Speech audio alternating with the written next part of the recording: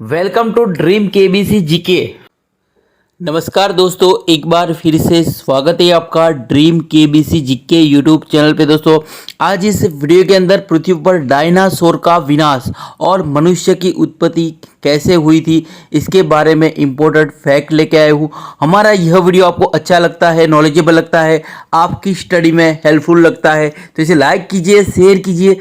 और अभी तक आपने हमारा यह channel dream KBC GK YouTube channel subscribe नहीं किया है, आप हमारी चैनल पे नए हो तो दोस्तों आपको नम्र विनती रहेगी, आप नीचे रहे सब्सक्राइब बटन को दबा दीजिए और बाजू में रहे बेल आइकन को ऑन कर दीजिए ताकि आपको हमारे आने वाले ऐसे ही फुल्ली नॉलेजेबल वीडियो की नोटिफिकेशन मिलती रहेगी। तो वीडियो अंत तक देखिए, अच्छा लगे तो लाइक जरूर करना। एक समय में हमारी दुनिया में डायनासोर का राज था, वे चलते थे जहां हम अभी चल रहे हैं, इसी हवा में सांस ली, इसी धरती पर लड़ाइयाँ लड़ी। लेकिन पृथ्वी पर मानव की उत्पत्ति कब और कैसे हुई, ये आप अपने आप में सोचने की बात है। बड़े विचित्र डायनासोर ने करीब 14 करोड़ सालों तक इस धरती पर राज किया। डायनासोर की कई हजार प्रजातियां थी, इनमें से कई शाकाहारी थे तो कुछ मांसाहारी, और कुछ डायनासोर बहुत शांत स्वभाव के थे और कुछ डायनासोर बहुत ही हिंसक और खतरनाक थे। ये उस समय के सबसे सफल जीव थे। लेकिन फिर अचानक ऐसा क्या हुआ, वह कौन सी घटना थी जिसने इनका नामो निशान ही मिटा दिया? आइए जानते हैं पृथ्वी पर मानव का जन्म कब हुआ और डायनासोर का विनाश कैसे हुआ। तो इसे जानने के लिए हमें करोड़ों साल पीछे जाना होगा और डायनासोर के उस अंतिम दिन को करीब से देखना होगा। तो आइए चलते हैं आज से 65 मिलियन साल यानी कि 6 करोड़ 50 साल पीछे। आज से लगभग 6.5 करोड़ साल पहले धरती पर मौसम सामान्य था। चारों ओर सूरज की रोशनी बिखरी हुई थी, लंबे लंबे पेड़ों से टकराती समुद्र की ठंडी हवाएं और चारों तरफ डायनासोर के चिल्लाने चिंगाने की आवाजें। जब ये सारी डायनासोर प्रजाति जब ये आराम से धरती पर अपना जीवन बिता रहे थे, तब 10 करोड़ साल पहले ही इनकी किस्मत लिखी जा चुकी थी।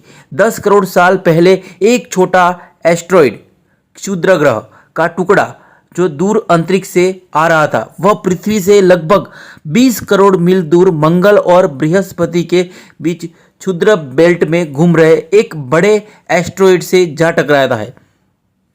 और इस टकराव से उस बड़े एस्ट्रॉइड की दिशा बदल जाती है और वह क्षुद्र ग्रह बेल्ट से निकलकर सीधे पृथ्वी की ओर 22,000 मील प्रति घंटे की रफ्तार से बढ़ने लगता है। जब यह एस्ट्रॉइड पृथ्वी से 3,84,000 किलोमीटर की दूरी पर था, तब शायद धरती से डायनासोर का अंत न होता यदि यह एस्ट्रॉइड पृथ्वी के उपग्रह चंद्र से टकराता। लेकिन नियति को कुछ और ही मंजूर था, तो इसलिए यह बड़ा एस्ट्रॉइड चांद के बहुत नज़दीक से गुजर गया और 40 किलोमीटर के व्यास वाला यह ट्रिलियन मैट्रिक टन का यह एस्ट्रॉइड प्रत्येक सेकंड के साथ साथ पृथ्वी के तरफ बढ़ता जा रहा था। ये एस्ट्रॉइड जब पृथ्वी के वातावरण के संपर्क में आया तो इसकी रफ्तार एकाएक 70,000 किलोमीटर प्रति घंटा हो गई। पृथ्वी के वायुमंडल में घुसते ही घर्षण की वजह से यह एक भयानक आग के गोले में बदल गया। ये इतनी रफ्तार से धरती की ओर बढ़ रहा था कि सिर्फ 4 मिनट में इसने अटलांटिक ओशियन को पार कर लिया। इसमें चमक इतनी अधिक थी कि पृथ्वी पर टकराने से पहले ही हजारों जीव आग के इस दहकते गोले को देखकर पूरी तरह अंधे हो गए। सोचिए, इस क्षुद्र ग्रह को, ये के गोले को, आग के गोले को देखते ही सब पृथ्वी के जीव अंधे हो गए। ये जीव उस उल्का को देख नहीं पा रहे थे, लेकिन वह उसकी भयानक गर्मी को महसूस कर रहे थे। कुछ ही क्षण में एस्ट्रॉइड सीखों की खाड़ी के पास जमीन से टकराता है, मैक्सिको में टकराता है और लगभग यह 35,000 डिग्री सेल्सियस ऊंचा वाला एक भयंकर विस्फोट होता है। इस टकराव का विस्फोट लगभग 10 हाइड्रोजन बम के विस्फोट के बराबर था। सोचिए, 10 हाइड्रोजन बम के विस्फोट के बराबर था ये एस्ट्रॉइड का टकराना पृथ्वी के साथ।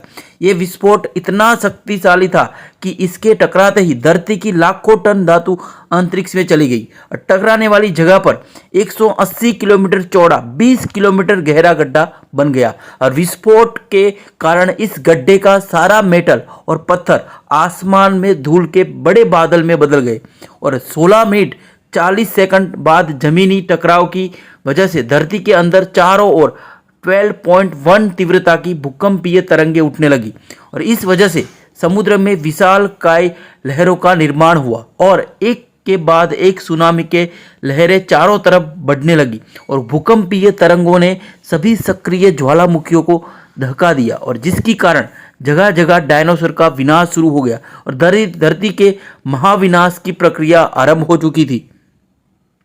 और इस भयानक विस्फोट में रेडिएशन की मात्रा इतनी बढ़ गई थी कि इसके 800 किलोमीटर की दायरे में आने वाले सभी जीव जंतु जलकर पूरी तरह राख के ढेर में बदल गए थे। इस महाविनाश में उड़ने वाले डायनासोर जमीनी खतरों से तो बच निकले। ये तो महाप्रलय की शुरुआत मात्र थी। विस्फोट की वजह से जो लाखों टन मेटल, धूल और पत्थर अंतरिक्ष में गया था, ठीक 40 मिनट बाद आग के गोले के रूप में वे धरती पर बरसने लगे।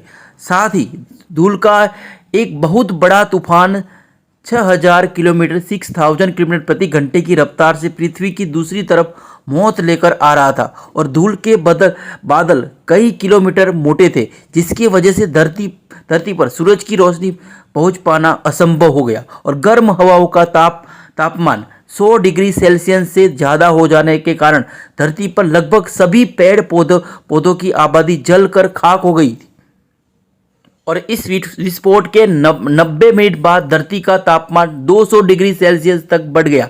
इसकी वजह से जो डायनासोर विस्फोट के इलाके से कोसों मील दूर थे, वे इस गर्मी से बच नहीं पाए और इस महाप्रलय से लगभग कुल 90% प्रजाति धरती से खत्म हो गई थी और जो 10% जीव धरती पर बच गए थे, उसमें सिर्फ वही जीव जिंदा रह गए थे जिनका वजन 30 किलोमीटर के से कम था। 30 किलोग्राम, सॉरी क्षमा चाहते, 30 किलोग्राम थे। जिन जीवों का वजन 30 किलोग्राम थे कम था, वही जीव जिंदा रह गए। इसका कारण ये थे कि उस महाप्रलय में लाखों की संख्या में जीव मारे जा चुके थे और पेड़ पौधों की सारी आबादी भी जलकर राख हो गई थी और जिसके चलते यहाँ जो बड़े और विशालकाय जीव बच गए थे, उन्हें भरपूर मात्रा में खाना पीना न मिल सका और ये महाप्रलय किसी अन्य जीव के लिए फायदेमंद साबित होने वाला था और धरती पर डायनासोर का अंत एक छोटी प्रजाति के लिए एक सुनहरा अवसर लेकर आया और वह प्रजाति थी मैमल्स।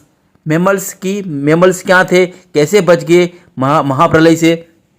तो आज से करीब 40 लाख साल पहले अफ्रीका के पूर्वी इलाके में एक नए पर्वत श्रृंखला का निर्माण हुआ, ईस्ट अफ्रीकन रिफ्ट वैली। ये पर्वत यहाँ आने वाले मौसमी हवाओं के लिए एक अवरोध बन गई थी और इस वजह से यहाँ के जंगलों में बारिश आनी बंद हो गई। यही इसी जंगल में रहते थे एप्स। ये पेड़ के ऊपर रहते थे जहाँ उनको खाने की कोई कमी नहीं थी और इस वजह से ये हमेशा पेड़ों पर ही रहते थे। लेकिन अब यहाँ समय के साथ साथ सूखा पड़ने लगा। बिना बारिश के जंगल पूरी तरह साफ हो गए और एप्स के लिए खाने की समस्या उत्पन्न हो गई। खाने की तलाश में इन्होंने पेड़ों से उतरने का निर्णय लिया, जो थे एडिपिचेक्सस रेमिडस। ये हमारे पूर्वज थे जिन्होंने बहुत बड़ा निर्णय लिया था। इनका दिमाग एक संतरे जितना बड़ा था और आकार में 4 फीट लंबे होते थे।